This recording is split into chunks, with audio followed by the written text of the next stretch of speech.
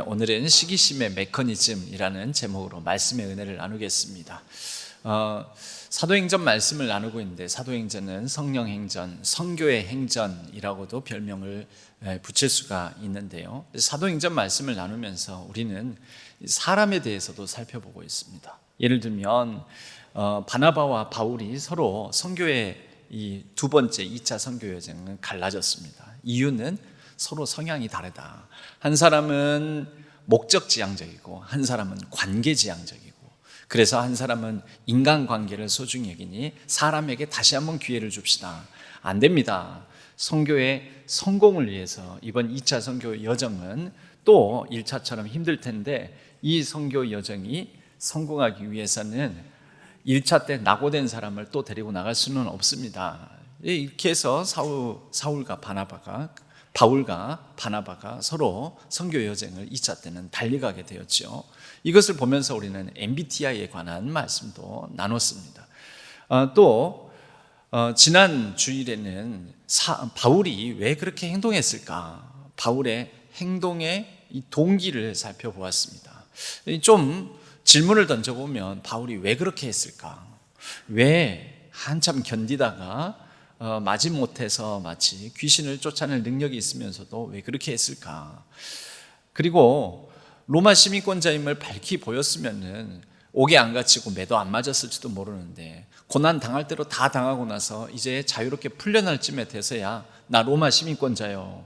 왜 그랬을까? 그의 행동 동기를 보면 그는 공동체, 교회, 이 빌립보 교회 공동체를 위하는 마음이 있어서 그것 때문에 자신이 고초당하는 것보다 교회 공동체의 안위와 평안을 위해서 자신이 일찍 자기 매를 피하기보다는 이 공동체가 자기 때문에 해를 당하지 않을까 하는 염려 때문에 고난 다 당하고 난 다음에 그래서 로마 시민권자임을 밝혔다. 이제 이런 말씀을 나누면서 교회 공동체를 위한 그 동기, 그리고 사람을 중요시 여겨서 영혼을 먼저 구원하고자 하는 그런 동기 때문에 옥문이 열리고 난 다음에도 도망가지 않았다.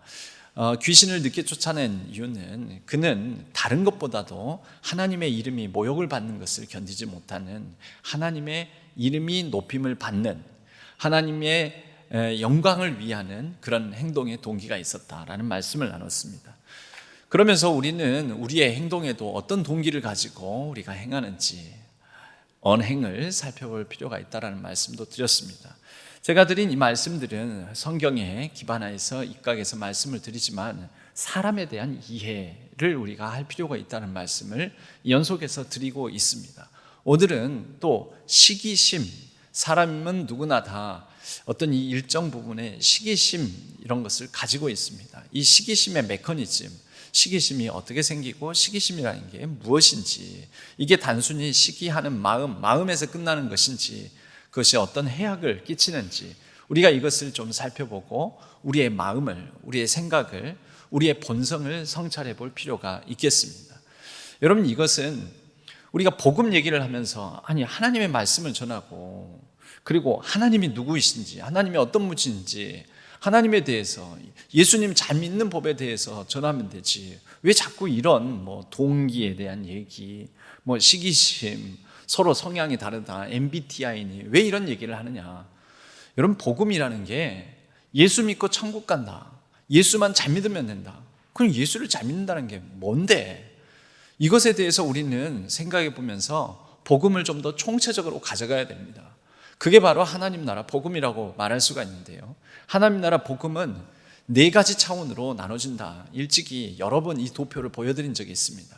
하나님과의 관계, 예수 그리스도를 믿어서 예수 그리스도 안에 있는 내가 하나님과의 관계를 새롭게 점점 더 키워나가는 것이고, 나 자신과의 관계를 또 확실히 해나가는 것이고, 또 다른 사람들, 공동체원, 먼저는 그리스도 예수 안에서 형제 자매된 교회 공동체 구성원들과 관계를 잘 맺어가는 것이고, 그리고 4번째 차원으로는 세상과의 관계, 세상 속에서 내가 어떻게 살 것인지, 어떻게 다스리고 경영할 것인지, 이런 세상과의 관계를 잘 맺어가는 것입니다.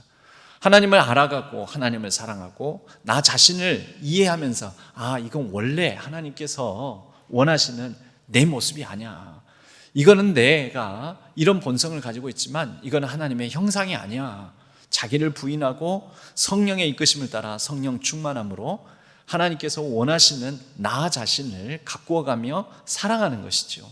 그리고 이것에 입각해서 나와 동일한 성향을 가지고 있는 사람들인 옆에 있는 다른 형제 자매들, 그들을 잘 이해하면서 사랑하고, 잘 이해하면 용납하고 용서하고 관용하고 품어주고, 그리고 잘 섬기게 되는 거죠. 사람을 이해하는 게 필요합니다. 사람을 이해하는 것이 이 복음적인 삶, 하나님 나라의 삶을 살아가는데 매우 중요한 일이다라는 것이죠.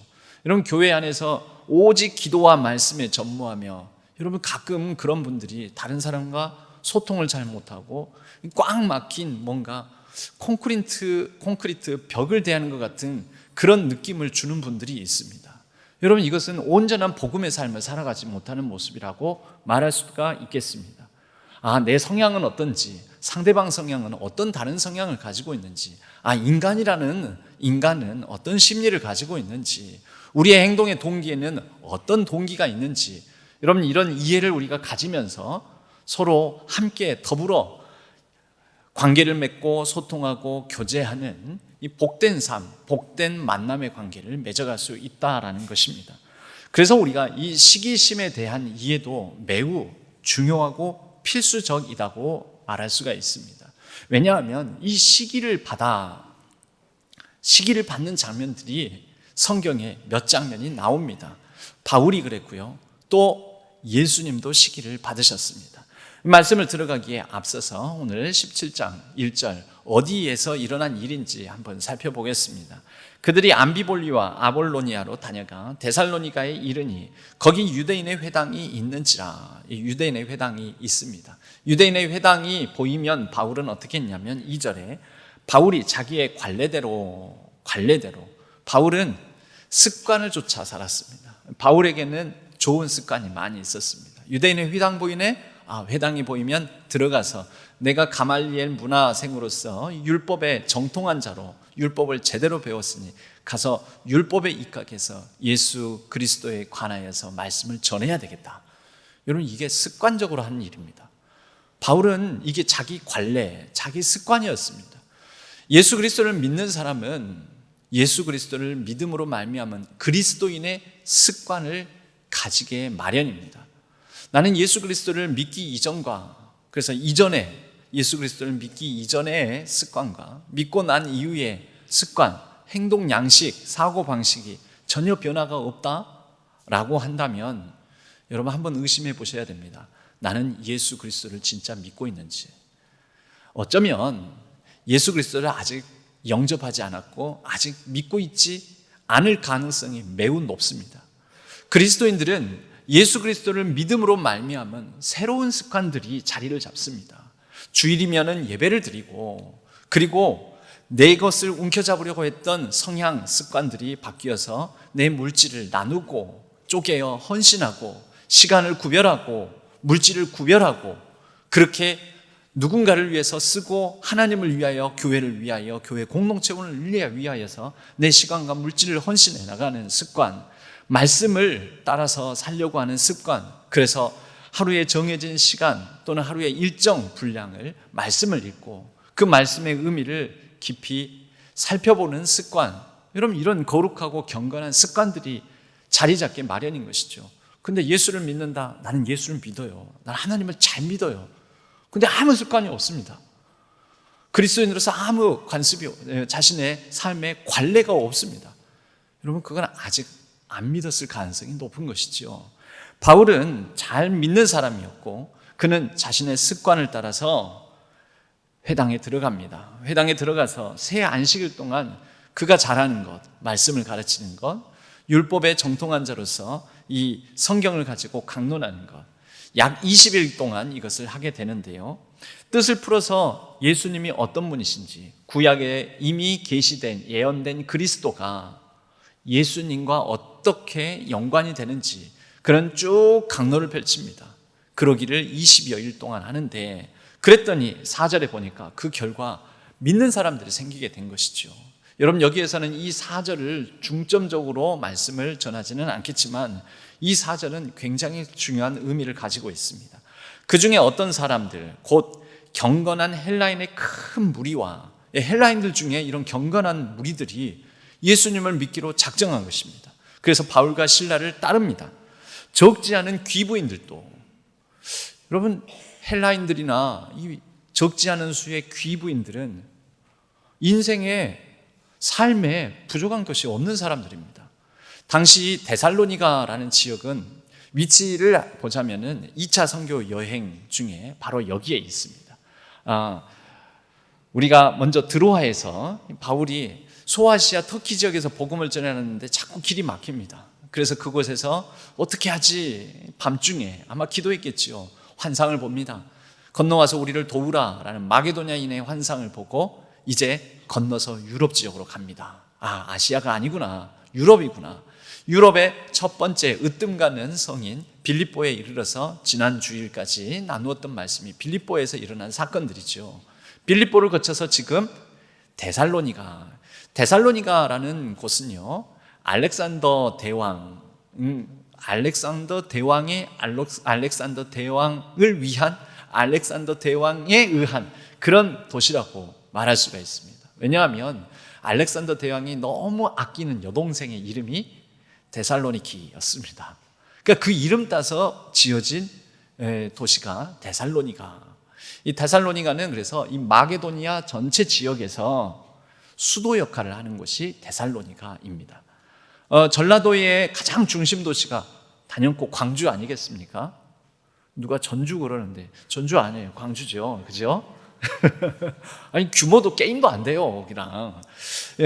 중심 도시가 광주이지 않습니까?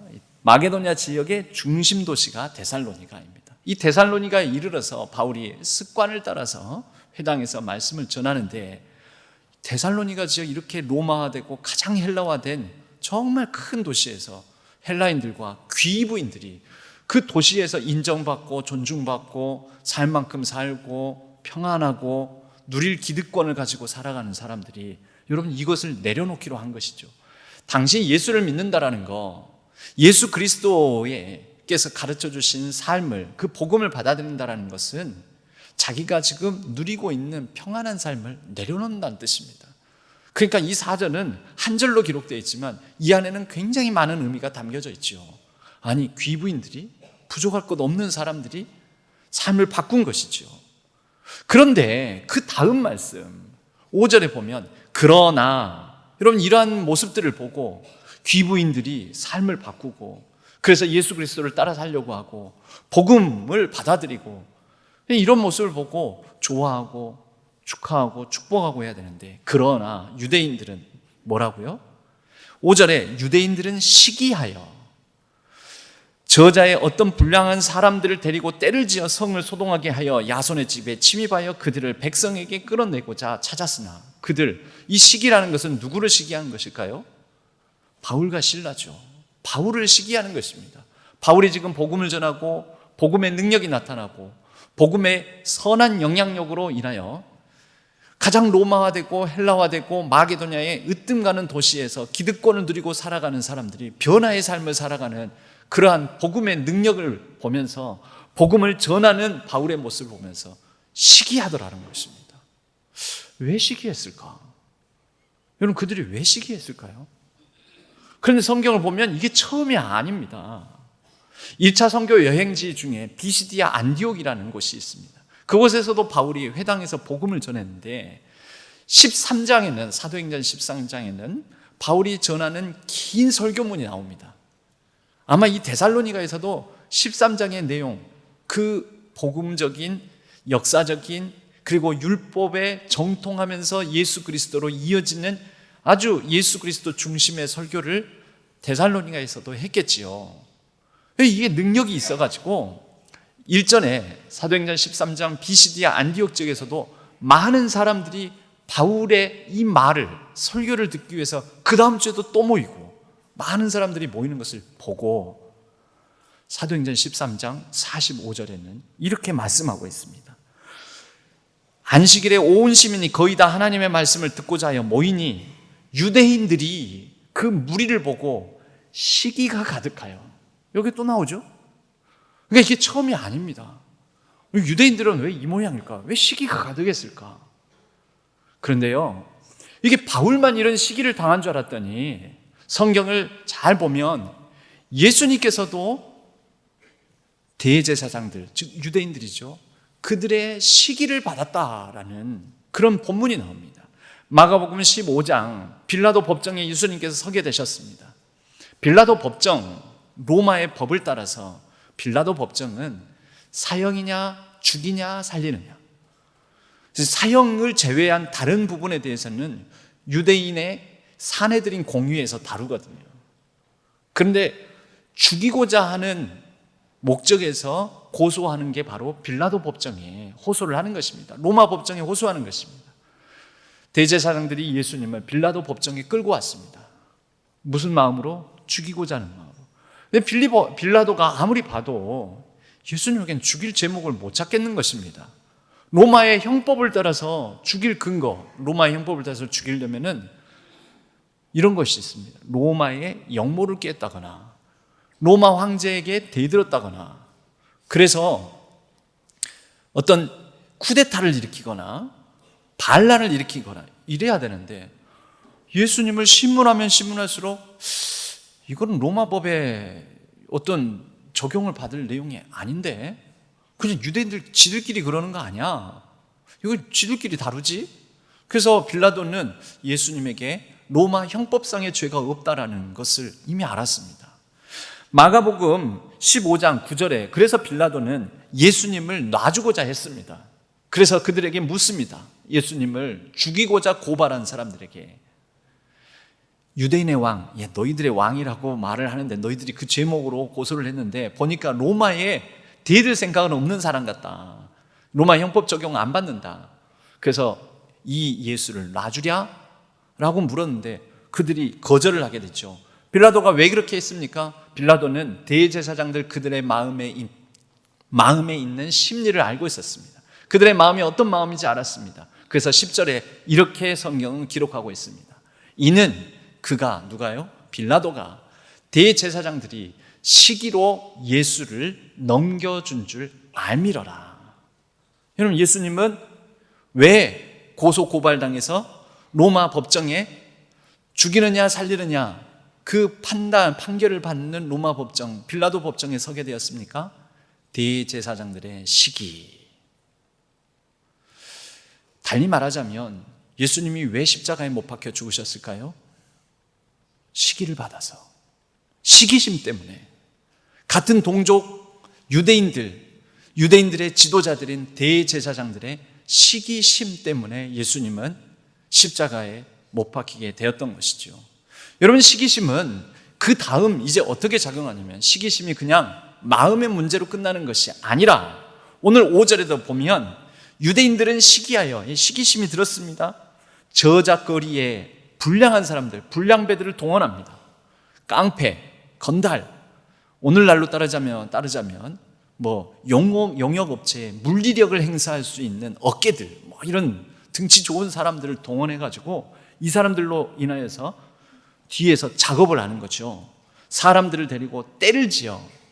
시기심은 시기심으로, 마음으로 끝나지 않고요, 사람들을 물리력, 폭력을 동원하게 만들고 때를 짓게 만들고, 때를 짓는데 막 성을 소란스럽게 소동을 붙입니다. 예수님께서 십자가에 달리시기 전에도 빌라도 법정에서 그들은 여러 사람들을 소동케 하여서, 선동해서 어떻게 만듭니까? 예수를 십자가에 못 박으소서, 우리는 예수의 피를 원합니다, 바라바를 놔주시고 예수를 못 박으소서, 이렇게 하지 않습니까? 빌라도 내심으로는 로마에 반란을 일으켰던 바라바를 죽이고 예수를 살려주고자 하는 내심이 있었는데, 오히려 그들은 사람들을 막 무리를 선동시켜가지고 예수를 죽이소서, 십자가에 못 박으소서 하지 않았겠습니까? 시기심은 이렇게 그 다음 과정으로 이행해 갑니다. 사람들을 때를 지으게 만들고 선동하고, 거기에는 어떤 것이 들어있습니까? 거짓이 담겨져 있습니다. 거짓 선동이 작용하는 것이죠. 이제 보면 6절에 그래도 바울과 신라를 발견하지 못하니까 야손과 및 형제들을 끌고 읍장들에게 가서 소리질러 천하를 어지럽게 하는 이 사람들이 여기도 이르렀다 하면서 7절에서는 이 사람들이 가이사의 명을 거역하여서 다른 임금 곧 예수라 하는 이가 있다. 이 말은 뭐냐면요, 가이사 황제를 업신여기며 황제를 폐하려고 하는 반란을 모의하는 예수라는 왕이 있다. 정치적인 지도자가 있다. 여러분, 이건 거짓이죠. 예수님은 한 번도 혁명을 일으키고자 하신 적이 없습니다. 고작 12명 제자들도 없고 무력을 행사하시지 않았고, 그래서 빌라도도 놔주고자 했던 것 아니겠습니까? 여러분, 모든 선동에는 이런 거짓이 담겨져 있습니다. 거짓으로 말미암아 소란스럽게 만들고 때를 짓고 물리력을 행사하고 폭력으로 막 강제로 이렇게 하는 것입니다. 여러분, 이게 시기심이 발동하여 일어나는 현상들입니다. 여러분, 우리는요, 좋은 공동체, 좋은 교회, 좋은 사회, 좋은 나라, 어떤 곳일까요? 사람들이 시기심에 입각해서 선동하고 거짓으로 말하고 무리를 짓고 당을 짓고 이런 일들은 인간 역사, 사람들이 있는 곳에는 항상 일어납니다. 그런데 건강하고 균형 잡히고 좋은 교회, 또 공동체, 사회, 민족, 국가는요, 이 시기심에 입각하여 말하는 자들이 영향력을 행사하지 못하도록 하는 것입니다. 시기심에 입각해서 딱 하려고 하면은 그 본질을 딱 살펴보고 이건 거짓 같은데, 이건 선동하는 것 같은데 휩쓸리지 않는 것이죠. 근데 여기에 보면 그 어떤 유대인들이 그렇게 하고 불량배를 동원하고 막 거짓 선동을 하게 되니까 거기에 형제들을, 읍장들 앞에 가서, 읍장들, 그러니까 지도자들이죠. 아마 유대인들의 지도자들이거나 그 사회의 지도자들일지도 모릅니다. 그들까지도 같이 휘말려가지고 제지하기는커녕 와, 이거 뭐 문제가 있네 이렇게 가는 거죠. 여러분, 뱀으로 하여금 말하지 못하게 하라라는 말이 있던데요, 시기심이 발동하여 이러한 거짓 선동과 거짓 역사가 영향력을 갖지 못하도록 하라. 여러분, 좋은 교회는요, 선동하는 사람들이 힘을 발휘하지 못하도록 하는 것입니다.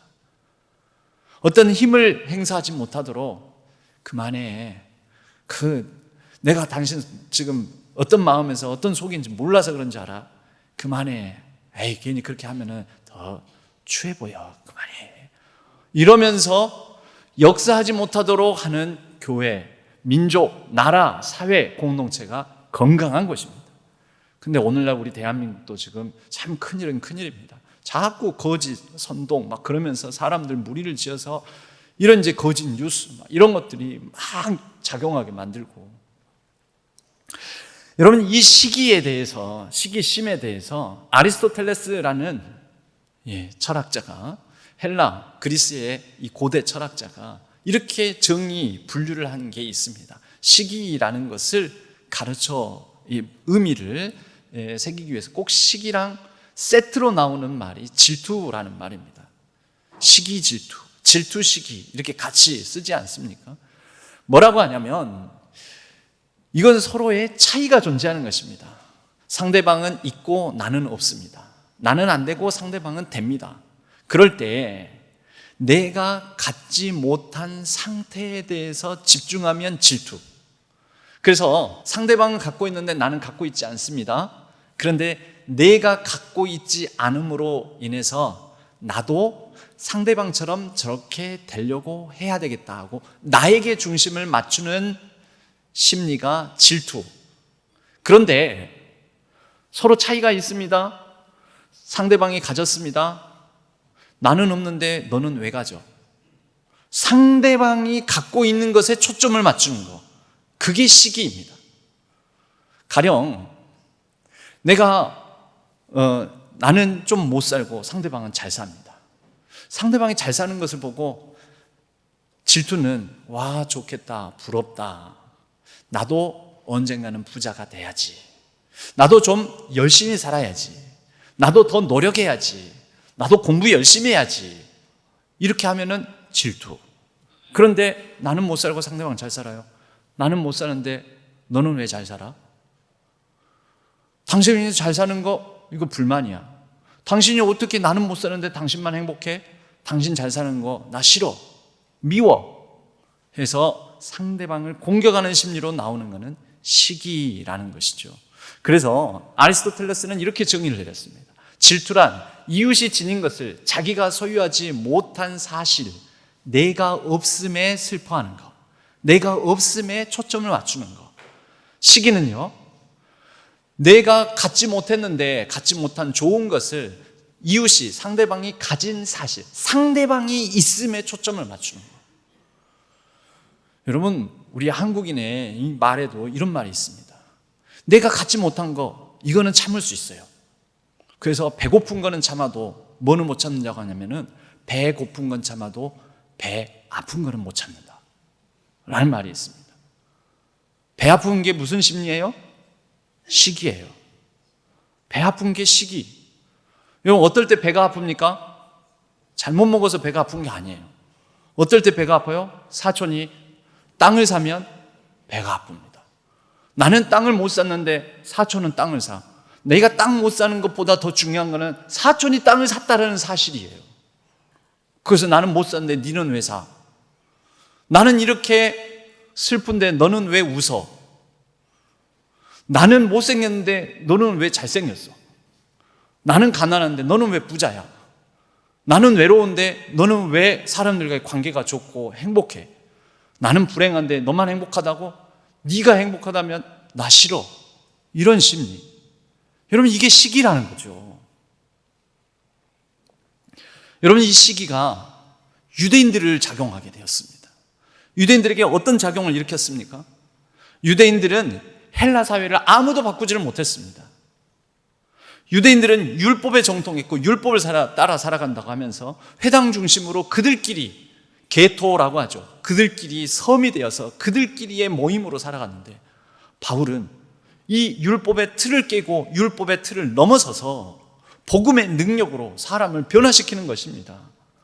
복음의 능력, 예수 그리스도를 믿음으로 말미암아 복음이 일으키는 놀라운 변화를 이 헬라화된 도시 안에서 일으키는 것을 보면 와, 우리도 저렇게 참 좋은 선한 일, 긍정적인 변화, 이 사회를 바꾸고 사람들을 변화시키는, 사람들을 기쁘게 하는 일을 해야 되겠다 하면은 그나마 이게 질투가 될 텐데, 질투가 아니라 뭐예요?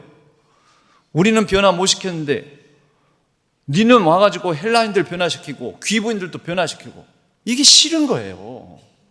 그래서 시기하는 거예요. 여러분, 복음은 어떻습니까? 복음의 능력은 예수님께서 이미 이사야서를 인용해서 말씀하신 바, 포로된 자를 자유롭게, 눈먼 자를 다시 보게 하고, 마음에 억눌리고 가슴 아프고 시린 사람들을 그 마음을 풀어주는 역할. 그래서 율법에 모세 오경에 나와 있지만, 명문화되어 있지만 이미 죽어버린 단어 희년, 주의 은혜해. 희년, 나도 기쁘고 너도 기쁘고 우리 다 같이 기쁘고 행복한 삶을 살아가는 그 희년을 예수님께서는 복음으로 선포하시지 않았습니까? 그 희년을 누리며 살아가게 하시지 않았습니까? 가난한 자, 눈먼 자, 마음 상한 자, 눌린 자, 그들이 예수 안에서 자유함을 누리게 해주셨던 것입니다. 그런데 이게 꼴보기 싫어요. 누가요? 이미 기득권을 가지고 오히려 사람들을 포로로 삼고, 사람들을 못 보게 만들고, 말 못하게 만들고, 사람들 억울하게 만들고, 사람들 자꾸 힘으로 자신이 가진 것으로 찍어 누르는 대제사장들은 너무너무 싫었어요. 뭐예요? 저 사람들이 저 다 왜 저렇게 기뻐해? 저러면 안 되지. 여러분, 그래서 대제사장들이 예수님께서 가르치시고 사람들을 만지시면서, 어루만지시면서 그들에게 맺힌 마음을 풀어주시고 그들에게 하나님 나라를 전해주시는 게 끔찍하게 싫었던 것입니다. 이게 그들의 시기심이었습니다. 남 잘 되는 꼴 못 보는 거, 남이 행복하게 사는 거 못 보는 거, 내가 못하면 너도 못해야 돼 라는 심리. 여러분, 이게 시기심의 메커니즘입니다. 성경은 이러한 시기의 근원을 인간이 가진 죄성의 이유를 둡니다. 그래서 성경이 사랑을 가르치는데요. 사랑, 이웃사랑, 하나님 사랑, 자기 사랑, 내 이웃을 내 몸과 같이 사랑, 또 너희는 서로 사랑하라. 그리고 사랑하시되 제자들을 끝까지 사랑하시는 사랑. 고린도전서 13장에서는 사랑에 대해서 쭉 말씀하시는데, 사랑은 온유하며, 사랑은 오래 참고, 사랑은 온유하며, 그리고 나서요, 사랑은 시기하지 아니하며. 여러분, 사람은 누구나 다 차이가 존재합니다. 학력 차이, 잘나고 못나고의 차이, 잘 살고 못 살고의 차이, 또 성공과 실패의 차이. 우리는 그 똑같은 형편, 똑같은 조건, 똑같은 배움, 똑같은 어떤 자랑거리를 다 가지고 있지 않습니다. 서로 다 차이가 납니다. 그게 다름입니다. 다름.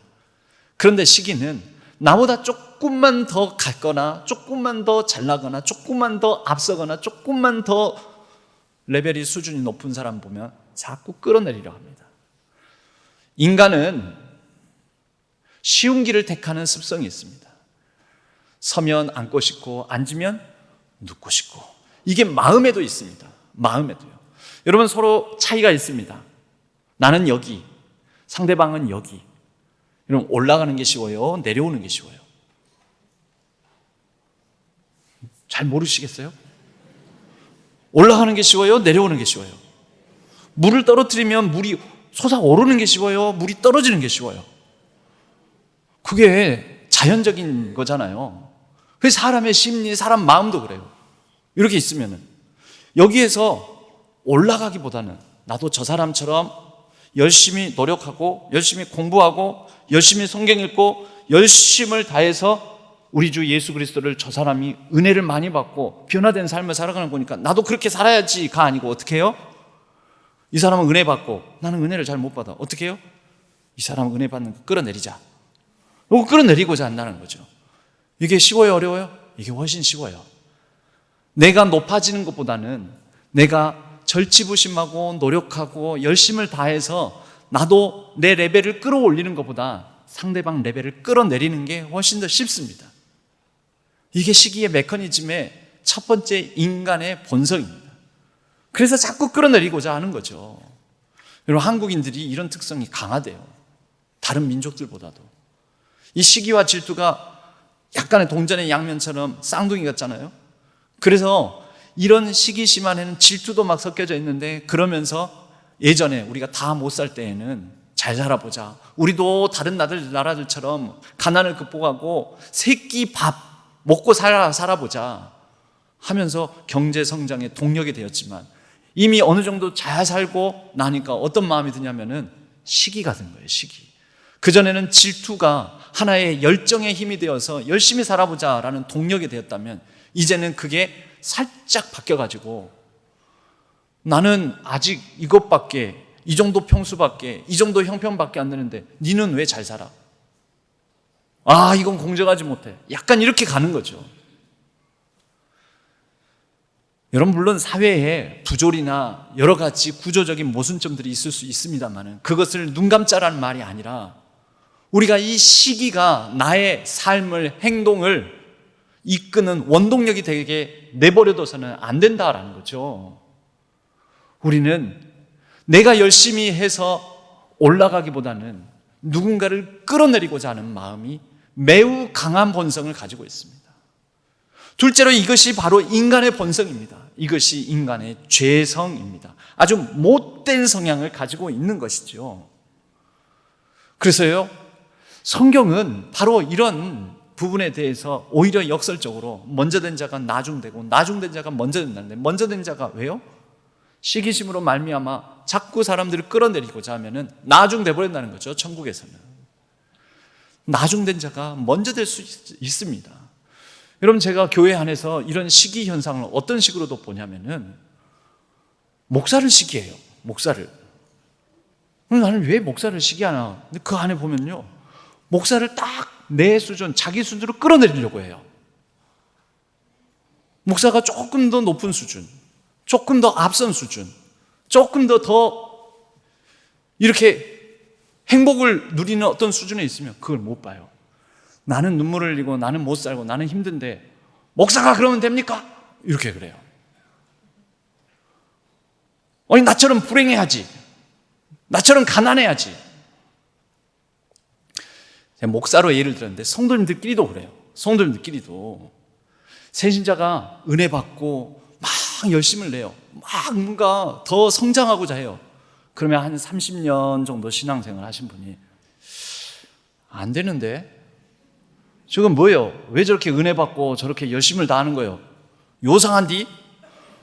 그래가지고 자꾸 끌어내려고 해요. 어느 수준으로? 뜨뜻미지근해서 다 식어 빠진 자기 수준으로 만들어 보려고 그래요.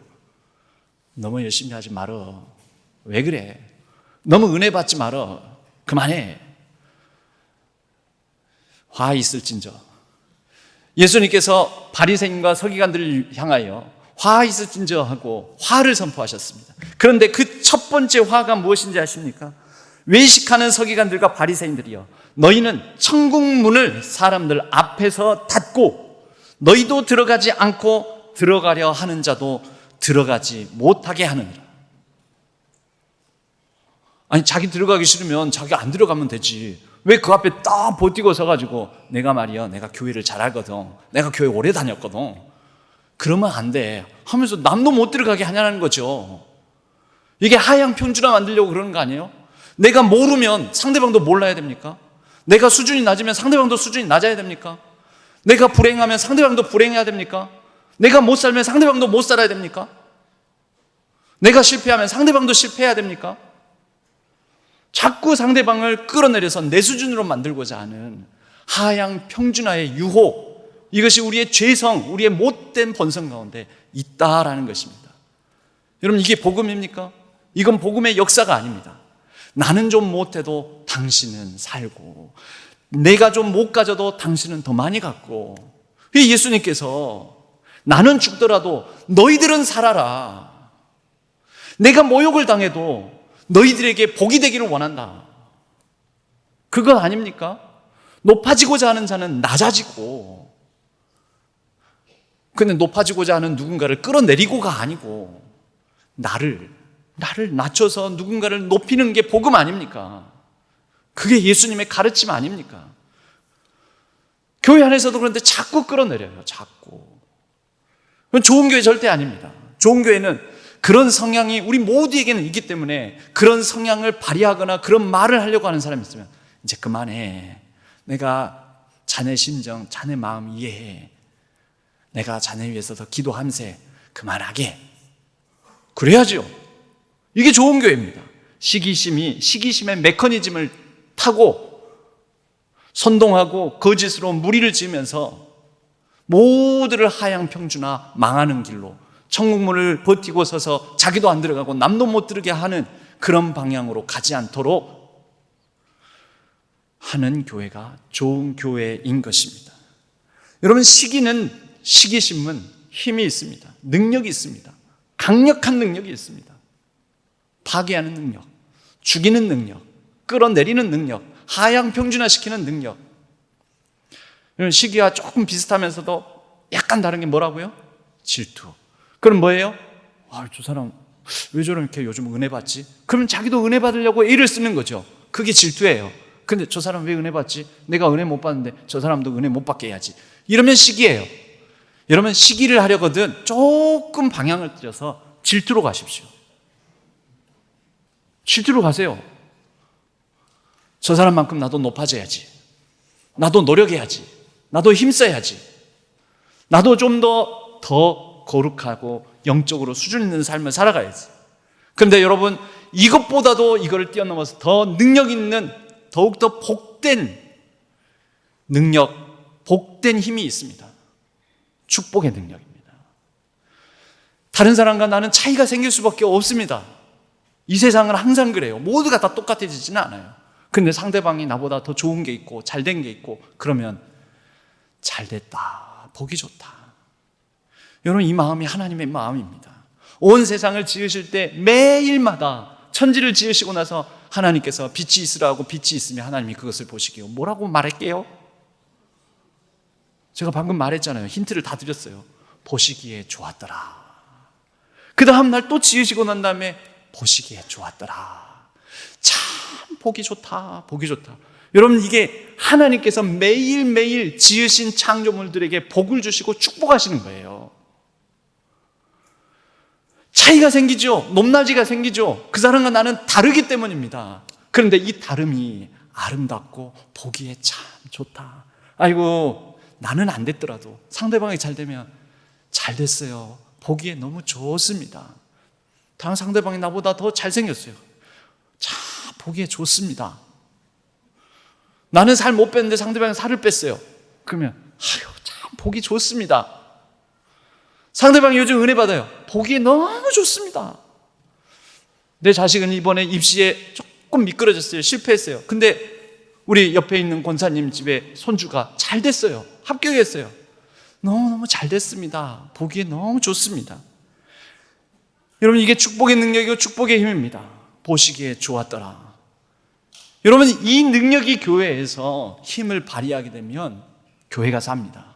왜냐하면 이것은 살리는 능력이기 때문에 그렇습니다. 교회만 삽니까? 서로가 삽니다. 나라가 삽니다. 민족이 삽니다. 사회가 삽니다. 그리고 같이 천국에 들어갑니다. 천국문 막고 서는 것이 아니라 천국문을 열고 먼저 들어가세요. 나 뒤따라 들어갈게요. 같이 갑시다. 그것이 하나님 나라를 이뤄가는 비법이자 능력인 것입니다. 여러분, 그런 의미에서 옆에 분들 보고 우리 이렇게 한번, 오늘따라 인상이 참 좋습니다. 오늘따라 오늘 장로님, 권사님, 집사님, 오늘 표정이 너무 얼굴이 환하네요. 보시기에 좋았더라. 하나님의 마음입니다. 우리 사람들을 보시면서 하나님은 어떤 경우에도 나는 너를 보기에 참 좋아, 보시기에 좋았더라 라고 말씀하시는데, 우리는 자꾸 그 얘기 들으면 또 뭐 어떻게 한지 알아요? 보기에 뭘 좋긴 뭐가 좋아요. 오늘 참 인상이 좋으시네요. 오늘 참 건강해 보이시네요. 뭘 건강해, 삭신이 다 아프고 안 아픈 데가 없어요. 다 자꾸 이렇게 상대방 말도 막 축복하는 말고 이렇게 딱 좀 좋은 말 하고 그러면은 막 문질러 버리는 거예요. 문대 버리는 거예요. 그러면 일단 받고 축복의 메시지, 복된 말은 딱 받고, 나보다 더 얼굴이 더 좋아 보이구만. 요즘 좋은 일 있어요? 그렇게 말하면 얼마나 좋겠습니까? 여러분, 시기의 능력이 있습니다. 그러나 시기의 능력이 작용하는 삶, 작용하는 교회가 아니라, 질투의 힘, 질투의 능력이 아니라 그것을 뛰어넘어서 축복의 힘, 하나님의 마음을 품은 복된 이런 메시지, 서로 격려와 인정과 칭찬이 능력이 되어서 서로를 살리고 세우는 복된 하나님 나라 같이 이뤄가는 우리 신앙교회 되기를, 우리 신앙교회 모든 교인들 되기를 주님의 이름으로 간절히 축원합니다.